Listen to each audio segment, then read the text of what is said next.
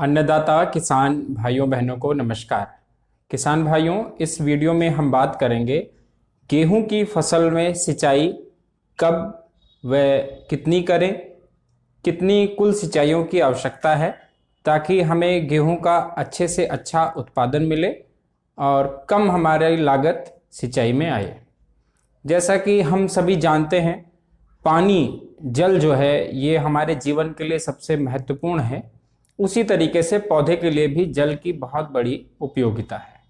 बहुत सारे दावे किए जाते हैं कि कृषि में उत्पादन बढ़ा, इन कारणों से अनेकों कारण बताए जाते हैं, लेकिन सबसे प्रमुख कारण जो है वो है सिंचाई, पानी। जिन क्षेत्रों में नहरों का अच्छा नेटवर्क है, अच्छा जाल है, सिंचाई की सुविधा उपलब्ध है, वहाँ पे किसान भाई अच्छा उत्पादन प्रत्येक फसल का ले रहे हैं।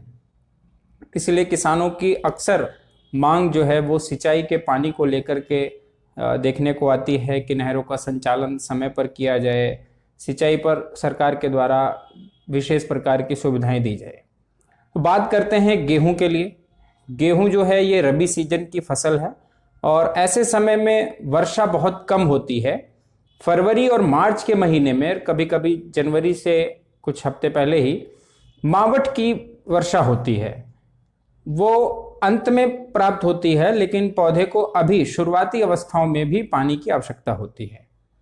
जब हमारे गेहूं की बुआई को 21 से 25 दिन और 30 दिन तक हो जाता है, तब सबसे पहली सिंचाई की आवश्यकता होती है।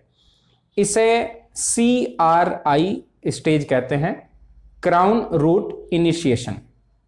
आप हिंदी साहित्य में जब पढ़ते होंगे, इसको जो विभाग से आपको लिटरेचर मिलते हैं, बुकलेट मिलती हैं, तो उसमें लिखा रहता है ताज मूल अवस्था।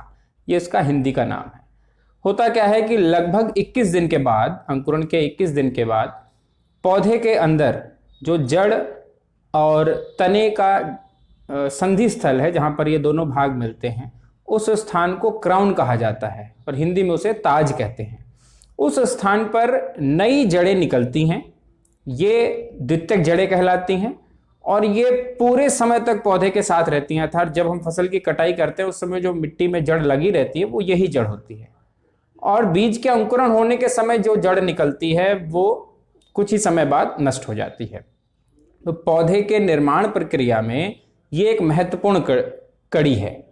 यदि इस समय जल की कमी रह जाती है तो ये पौधे के पूरे जीवन भर किसी भी अन्य सिंचाई से पूरी नहीं की जा सकती।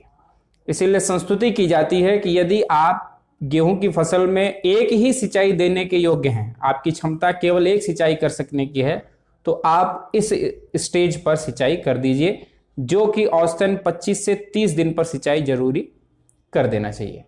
यदि ऊसर मिट्टी में, हमने ऊसर भूमि में गेहूं की फसल ले रहे हैं, तो उसमें ये जो सिंचाई है ये 3 से 5 दिन लेट की जा सकती है।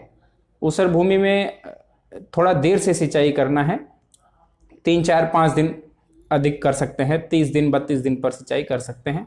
और हल्की जो दोमट मिट्टी है इसमें 21 से 25 दिन पर ये सिंचाई कर सकते हैं। आपको चेक करना हो कि कैसे ये स्टेज आई है कि नहीं आई है, तो ये आप फोटो देख लीजिए।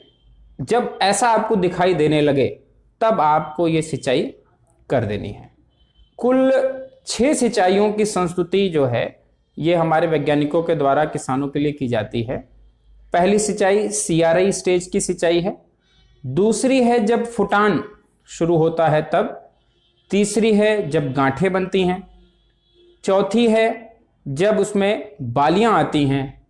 5वीं सिंचाई दूधिया अवस्था पर, जब दाने दूध के जैसे हो जाते हैं। और 6ठी सिंचाई जब दूध दानों से खत्म होकर के दाने कुछ कठोर होने लगते हैं, उसे लेट डफ स्टेज कहा जाता है। बहुत सी जगह आप पढ़ेंगे तो नहीं समझ पाए। वो ये अवस्था है कि जब दूध से दाना बनने की प्रक्रिया तीव्र हो और दाने कुछ कठोर होने लगे।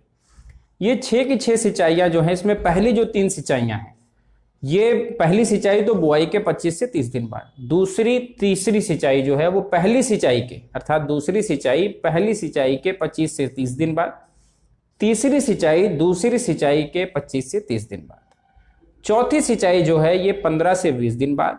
5वीं सिंचाई भी 15 से 20 दिन के बाद और 6ठी सिंचाई 15 से 20 दिन के बाद। ये सभी सिंचाइयाँ जरूरी नहीं है, क्योंकि मिट्टी की कैसी मिट्टी है, उसकी जल धारण क्षमता कैसी है, वहाँ पर आपने कैसा आपकी मिट्टी की योग्यता है जो पानी को रोक के रख सकती है, इसके अनुसार ये सिंचाइयाँ हमको देनी है। यदि हमारी मिट्टी में पर्याप्त नमी है तो हमें अनावश्यक सिंचाई करने की आवश्यकता नहीं है। सिंचाई हमेशा हल्की करें, ऊसर मिट्टी में तो विशेषकर, क्योंकि उसमें जल्दी जल्दी सिंचाइयाँ करनी रहती हैं और हल्की सिंचाई करनी है ताकि मिट्टी सूखने भी ना पाए और जल भराव की स्थिति भी पैदा ना हो पाए। कुल 3 प्रमुख जो अवस्थाएं हैं गेहूं के अंदर, ये जल की कमी के लिए क्रांतिक हैं, लेकिन सबसे प्रमुख अवस्था है CRI ताजमूल अवस्था, जिसमें पहली अवस्था है जो 3 की बात करेंगे, CRI अर्थात ताजमूल निकलते समय, दूसरा है गांठे बनते समय और तीसरा है दूधिया अवस्था पर। यदि 3 सिंचाई उपलब्ध है तो हम इस पर करेंगे। यदि हमारे पास 2 ही सिंचाइयाँ हैं तो CRI पर करेंगे और दूसरी करेंगे जब दूधिया अवस्था आती है उस समय करेंगे। किसान भाइयों, सिंचाई हमेशा छोटी छोटी क्यारियां बना करके खेत की उसमें करना चाहिए ताकि अधिक पानी का नुकसान ना हो, एक तरफ ज़्यादा पानी भर जाने से फसल जलमग्न ना हो। छोटी छोटी क्यारियां बना लीजिए, उसके द्वारा सिंचाई करिए तो आपकी कम पानी में अच्छी फसल की सिंचाई होगी। तो आज के इस वीडियो में इतना ही, मिलते हैं फिर किसी नए विषय के साथ में। तब तक के लिए आप सभी को नमस्कार।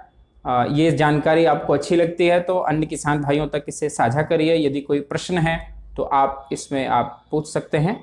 धन्यवाद, नमस्कार।